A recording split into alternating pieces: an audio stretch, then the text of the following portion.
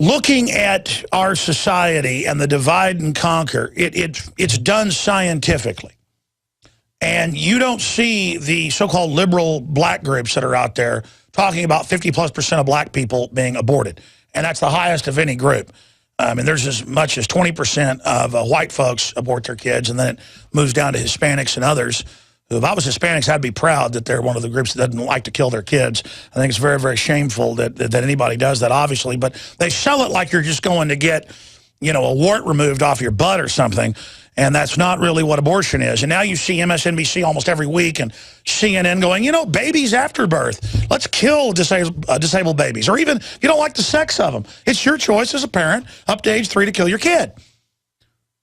And when we first broke that from the Journal of Bioethics a few years ago, people didn't believe it for about a week. And then finally it was national news.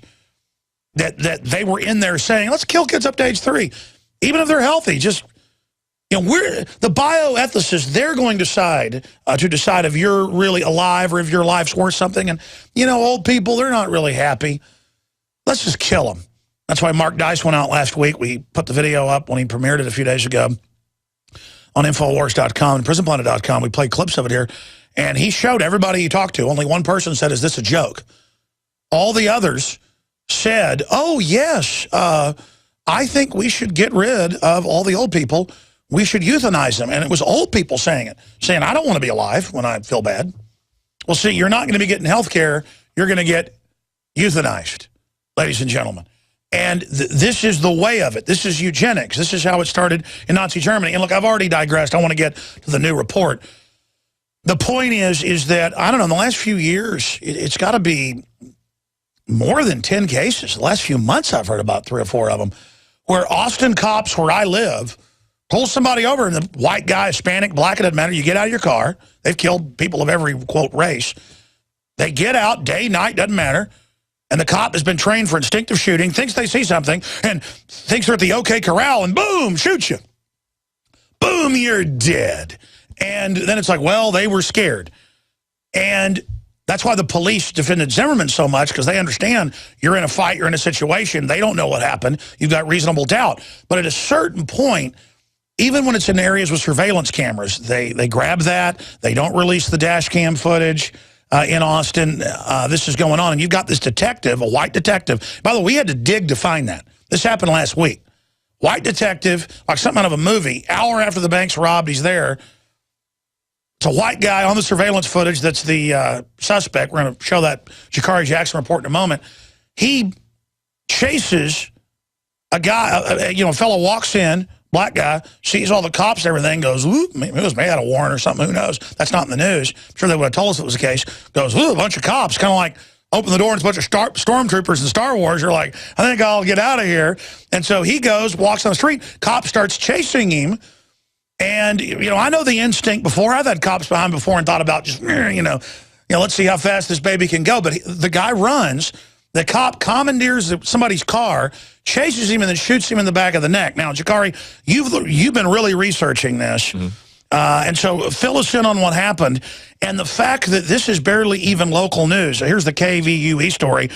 New details released, an officer-involved shooting last week. You show up yesterday with our camera guy. There's cops waiting, basically trying to run you off. Yeah. And we've got all that on tape. But I kind of butchered the story. Break down what's happened, the fellow they killed, where this is going, because it's getting pretty scary. The state police, I'm afraid, are going to pull me over. In Texas now, they do proctology exams just randomly and use the same glove.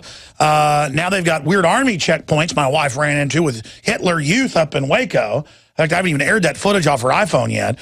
And then I'm afraid if a cop thinks I'm walking away. One of our reporters was walking home the other night, and cops came out of a house party in her neighborhood, was Leanne, ran over to her and asked what she was doing. Obviously, she was attractive. Yeah. And it was like, you come on into the party, watch it, honey. Grab her by the hair like cavemen, go dragging her off. But yeah. I'm ranting here, Jakari. Tell us about this case, the guy's name, and what's happened. Well, the gentleman that you're talking about is Larry Jackson. He, like you said, he went to a bank after it had been robbed. Now, this is a daytime bank robbery. The man goes to the bank after it had been robbed. I'm not sure if they had police tape or what the situation was. Goes, tries to open the door is locked. Somebody comes out, the bank manager, says, sir, what are you doing? He's like, well, I'm just here to make a transaction. Now, this is where it gets a little iffy. They say the man presented some type of falsified identification. Now, but see, first they said the man ran. I'm going with their old lie. No, that's still the lie. That's the full story. This is the full story. So the man presents some identification. And when I was talking to the assistant police chief yesterday, he wouldn't specify what that was, if it was a fake ID, if it was a forged check, or what it was. He might have said, I'm not telling you my name. That could have been it as well. So the man comes in contact with the officer, Detective Kleinert, I believe was his name, and they have a brief exchange. The man says, I'm not staying here, I'm leaving. And the officer says, you're not allowed to leave. The guy walks off, the walk turns into a run, runs down the street, and Josh and I filmed this, and we'll get to that special report in a second. And the guy runs down the street, the officer, for whatever reason, decides to commandeer somebody's vehicle, like James Bond, commandeers somebody's vehicle, drives down the street, meets up with the guy. They have a physical altercation underneath a bridge, and the man ends up with a bullet in the back of his neck. And the story has been changing from when I saw last week. I mean, who knows what the truth is, because so often they lie, and they're really, I mean, they're acting suspicious too. I mean, you show up days later. Days, yeah. How many days later? This happened on Friday, I believe it was. And we just had a chance to go out of the studio yesterday, myself and Josh, and we'll get to this in the video.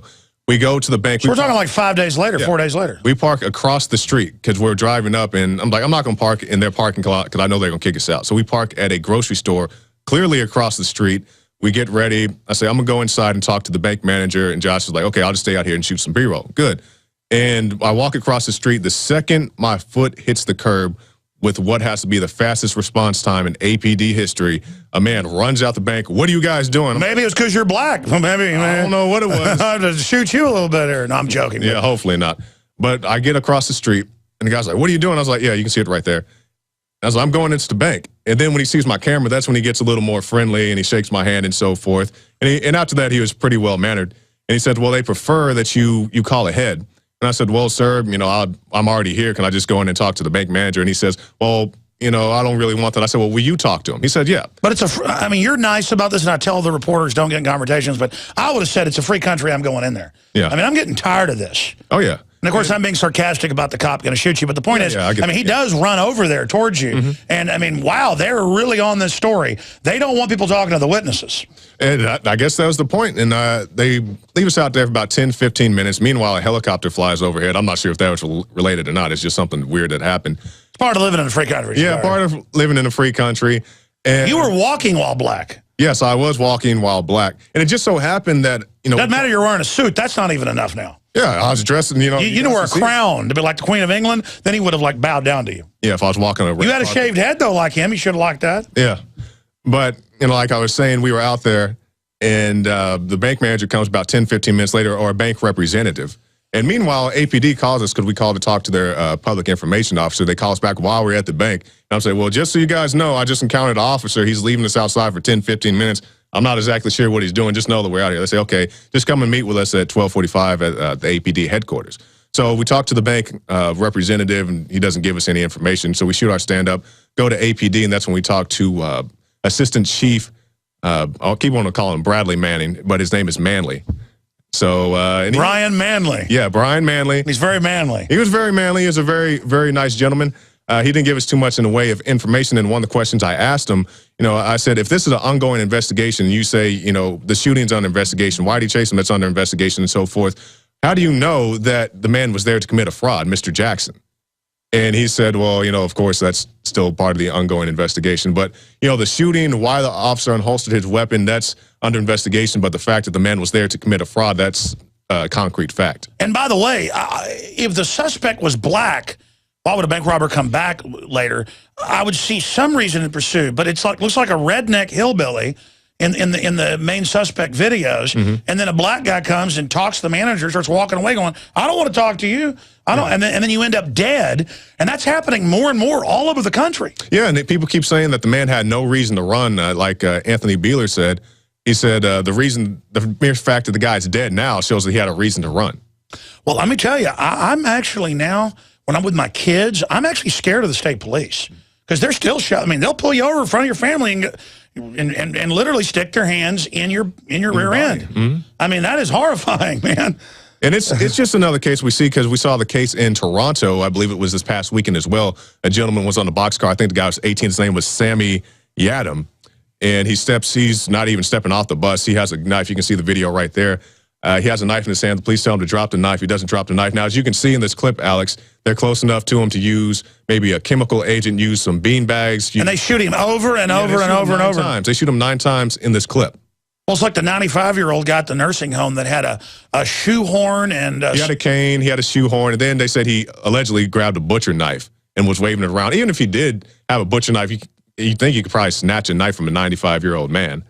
And they shoot him with a beanbag. Well, I would just lock the door until he settled down. Yeah. But no, it's like tough to kill somebody. Because, I mean, you're not even a man until you've killed some people, you know, according to these groups. Well, see, they're soldiers. They're designed to kill people, break things. And so you're like an enemy at Iwo Jima. And this is the mindset now.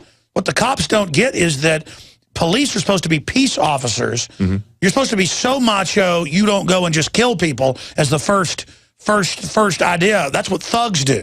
Yeah, and the guy was looking for a fight. The cop was looking for a fight. You know, he chased the guy down on foot first, then commandeered the vehicle. He was going to catch this guy. When he meets up to him, I guess the guy put up more of a fight than he wanted, and somehow another guy ends up with a bullet. We don't even know if that's true. His body. He's shot in the back. Yeah.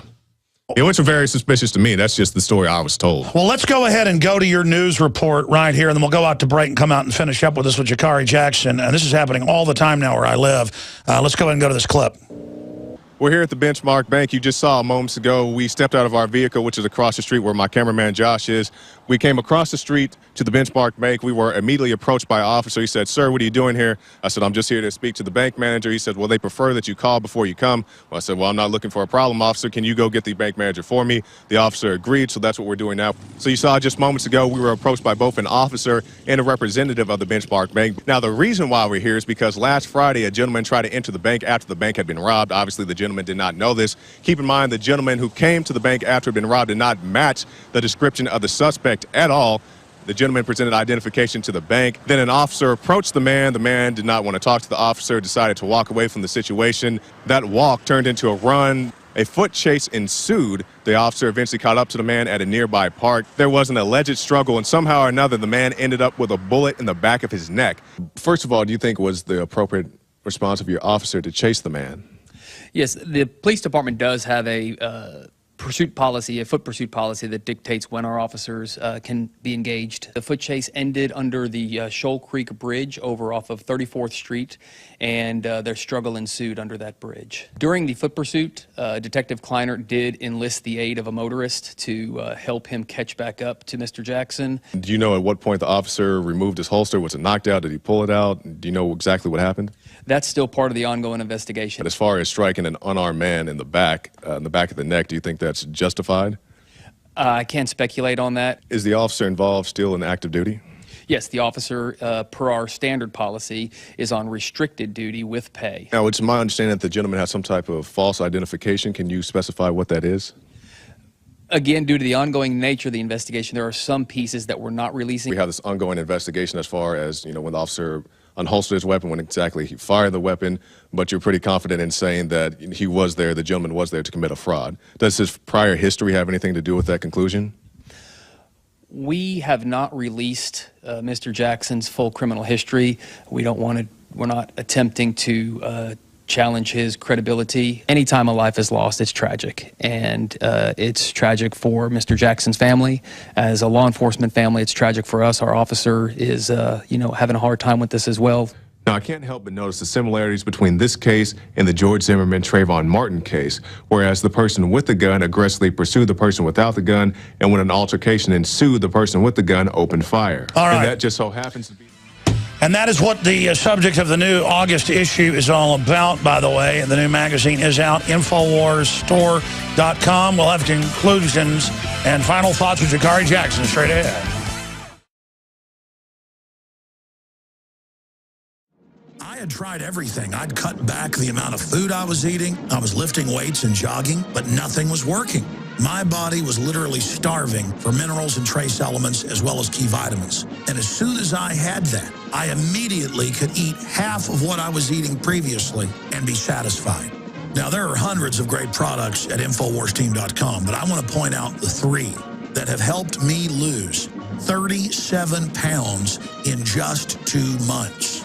Products like Beyond Tangy Tangerine, Pollen Burst, and Rebound When I started taking the Tangy Tangerine and other products every day, I lost more than 37 pounds in just 2 months. Now that's results. I want to challenge my listeners to go to InfoWarsTeam.com and to order just 3 of their products, and you will see the changes in the way you look, feel, and in your appetite almost immediately. Start your journey to health and wellness today. InfoWarsTeam.com. All right, folks, Alex Jones here, back live with Jakari Jackson. Coming up, Joseph Farah is going to cover all the major scandals. And Carney is saying it's fake scandals. It's a hoax that it's bad the IRS is persecuting people. And it's a hoax that the NSA is a big deal. And it's a hoax, on and on and on. We're going to be breaking that down and taking your phone calls. But briefly, I wanted to produce a magazine that's really like a big 60-page color book to expose divide and conquer, and how divide and conquer has been used over and over again to give people in the left-right paradigm, especially leftists, that are totally obsessed with whatever the media tells them to be obsessed with, but then not real instances of racism or classism or problems. I wanted to produce, I mean, there's like 4 articles in here. There's a bunch of others on other subjects dealing with divide and conquer. And the cover is Trayvon Martin and George Zimmerman's face fused into one to show how they're trying to divide humanity as a whole. And then on the inside, we've got famous quotes by the globalist. We've got amazing art, patriot art that's just off the charts to wake people up. We've got just amazing graphics in the articles, social engineering and radical division, the Trayvon Martin tragedy that goes over all of that.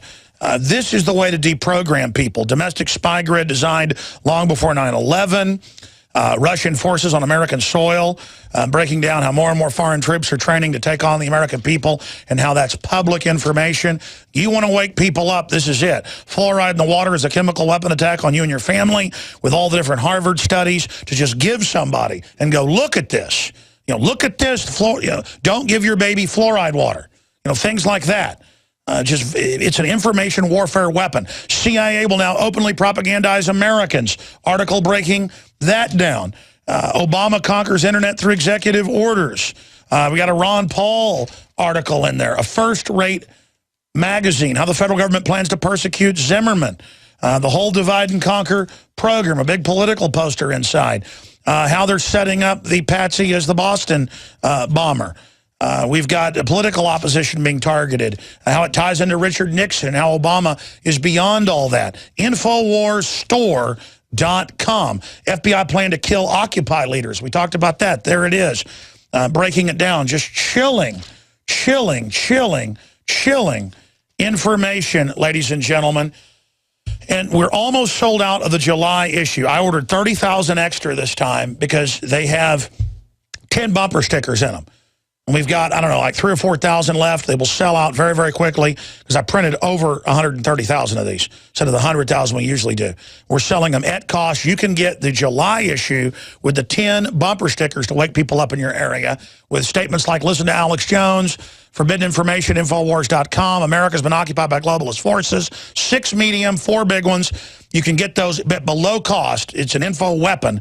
And you can get a year subscription at cost or buy the new magazine in bulk, the August issue, InfoWarsStore.com. This is for people that aren't awake. They really pay attention to print now because print's going out. It's been very successful. Jakari, in the last minute, we've got any other comments about this tragic case of Mr. Jackson, Larry Eugene Jackson Jr., 32, here in Austin, Texas, and the police. They're acting very suspicious. If they didn't have something to cover up, I don't think they'd be acting like this. Yeah, and it's unfortunate that Acevedo is out of town. I believe he's in California dealing with his mother. His mother's ill, from what I understand. Sad to hear that. Yeah. But this is the situation. Overzealous police chase a man down and shoot him. And like you said, we're not sure if they're... Could have just shot him in the leg. I mean, just running to deserve to die? I mean... I don't know. I mean, and then just the note... I think if Trayvon was running from Zimmerman, he should go to prison for that. Yeah, trying to defend yourself from, an overzealous person. It's a very unfortunate circumstance, and hopefully get to the bottom of it. And I really want to know how they know if the man was there to commit a fraud if, they don't want to be explicit with that information. They're very close-mouthed about it right now. Well, I would add this. They've been killing a lot of white people like this, too. Oh, yeah, I don't see But it might be racial, though. We don't know. My point is what's scary is that it's just a total culture of kill us. Now you can watch the InfoWars Nightly News streaming live as it happens for free. Check it out at Infowars.com/show.